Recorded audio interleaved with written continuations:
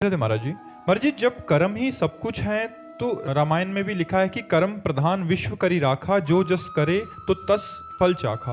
यदि मनुष्य केवल अच्छे कर्म करे और अपना कर्तव्य ईश्वर द्वारा दिया गया माने तो क्या बिना पूजा पाठ के भगवत प्राप्ति हो सकती है? ये सबसे बड़ी पूजा नहीं है क्या? इससे बड़ी कोई और पूजा है क्या? अपने कर्म को भगवान को समर्पित करते हुए, भगवत स्मरण करते हुए समय व्यतीत करना। हम कह रहे अगरबत्ती कभी मत लगाओ, तुम्हारा मन है तो मंदिर जाओ, तुम्हारा मन है मंदिर मत जाओ, लेकिन सब में भगवान को देखते हुए व्यवहार करो, सबको सुख पहुंचाने की भावना करो और भगवान का नाम जप करो, इससे भगवत प्राप्ति हो जाएगी। पर केवल कर्म करने से नहीं, कर्म योग से भगवत प्राप्ति होगी। योग तभी होता है जो भगवान को समर्पित होता है।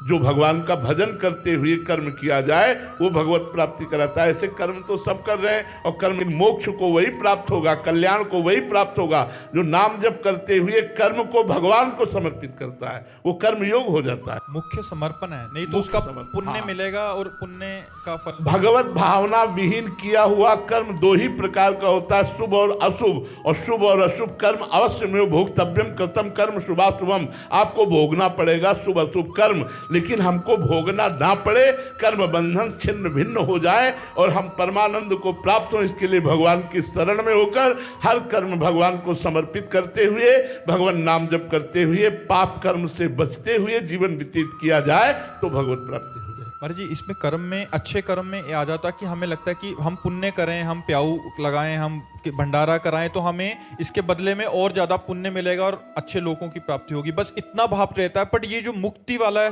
लेकिन रुपया कमाना, रुपया जेब में रखना, लेकिन ठगों से बचा पाना,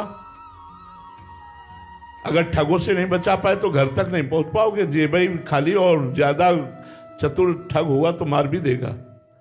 ये काम क्रोध लोभ मोह मद मत्सर, ये बहुत बड़े ठग है, तुम्हारे पुण्यों को एक सेकंड में चुरा लेंगे यदि नाम जप नहीं है तो।